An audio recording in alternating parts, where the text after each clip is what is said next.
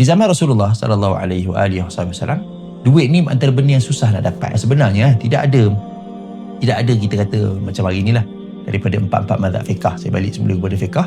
Tidak ada sebenarnya pendapat fiqh satu mazhab fiqh yang ada semua dalam dia.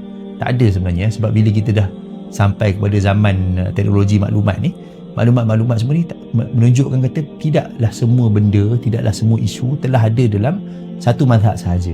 Dia biasanya akan ada dalam salah satu daripada empat mazhab. Dia tak akan larilah, biasanya tidak akan larilah.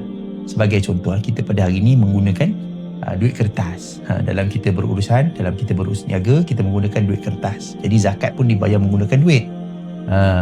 Di zaman Rasulullah sallallahu alaihi wasallam, duit ni antara benda yang susah nak dapat. Sebab apa? Sebab duit ni perlu ditempa.